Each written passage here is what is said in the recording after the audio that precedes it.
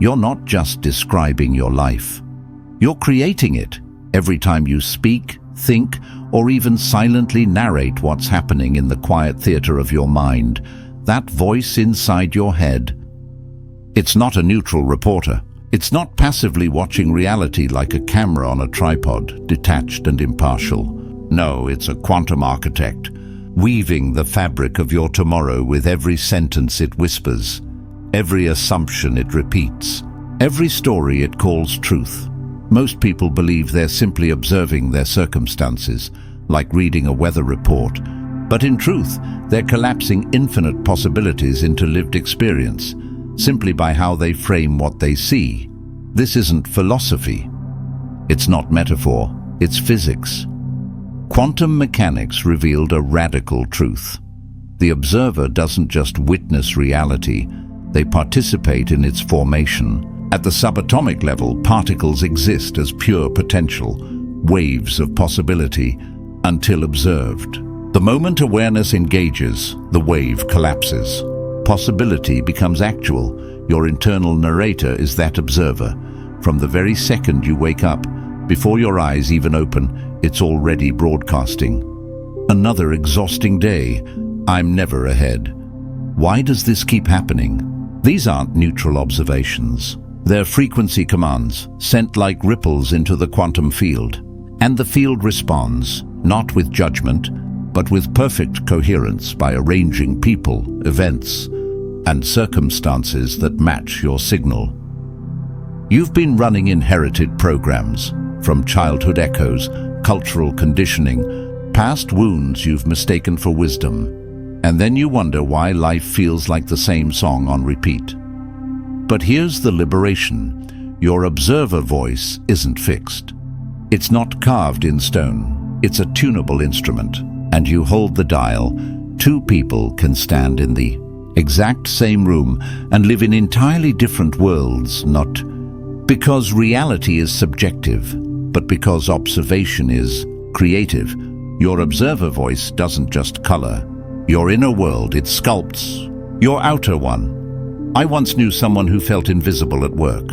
Her observer voice scanned relentlessly for proof. My boss ignored my idea. No one thanked me. I'm always overlooked.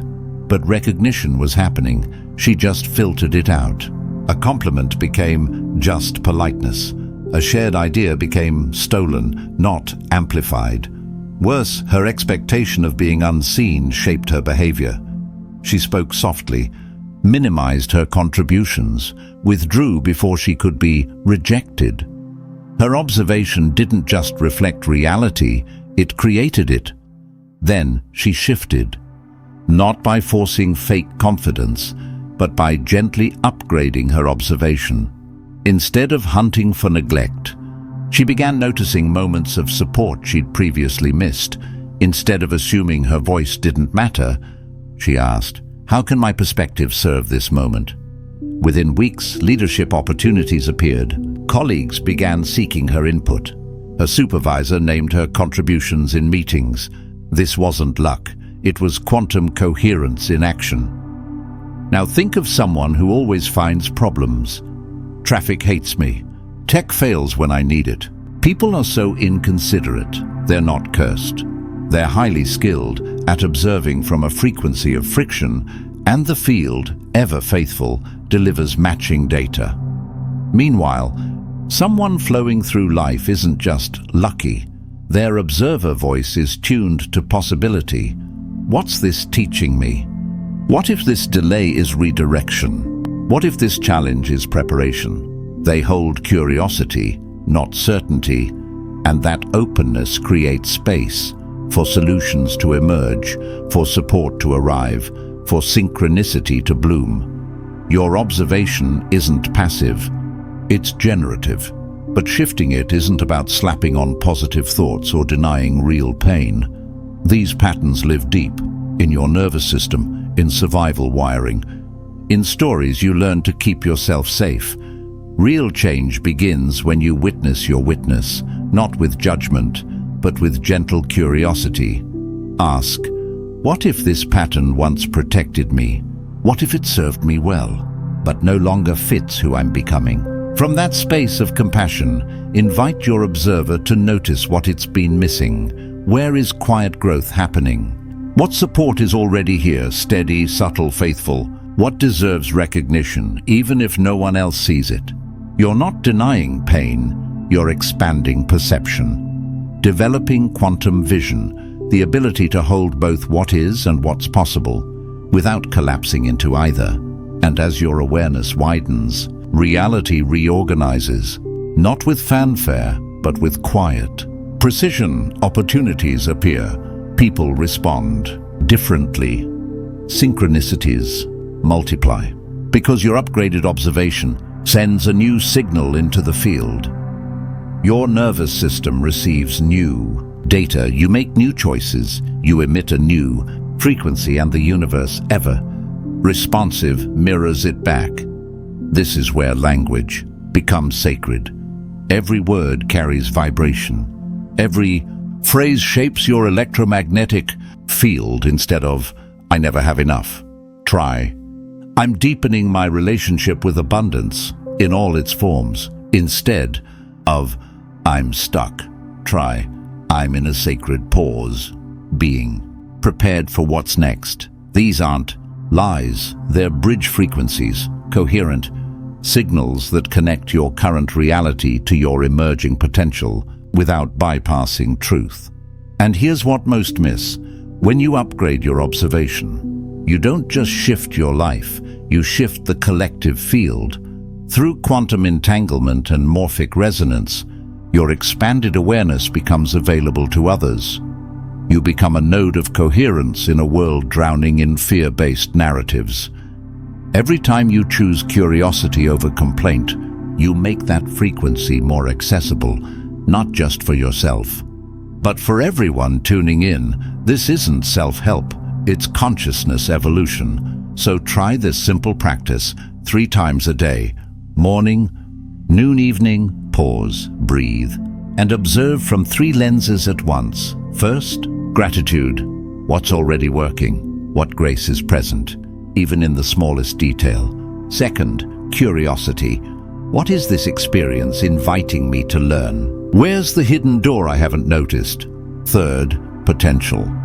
If this moment is preparing me for my next level, what strength, wisdom, or gift is it growing in me?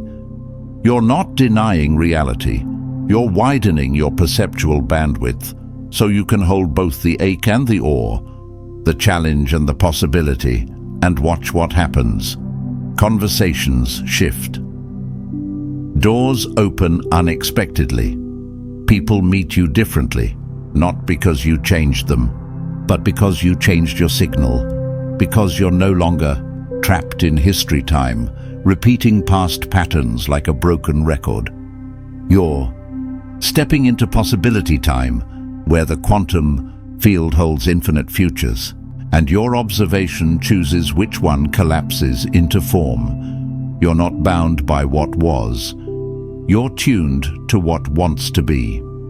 This requires comfort with not knowing, with surrender, not passive resignation, but conscious trust.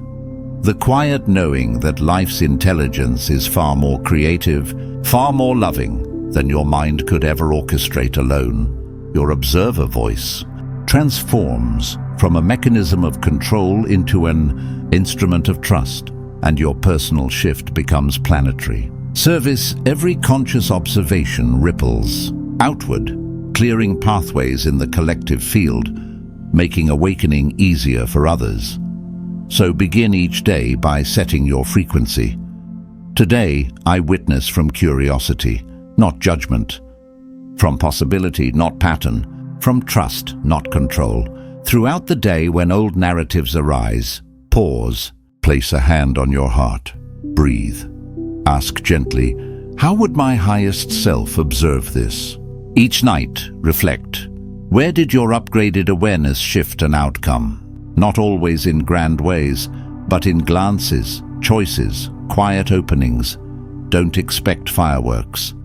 Quantum change is quiet, like roots growing beneath the soil, until one day you look up, and your entire life has reorganized around a new frequency.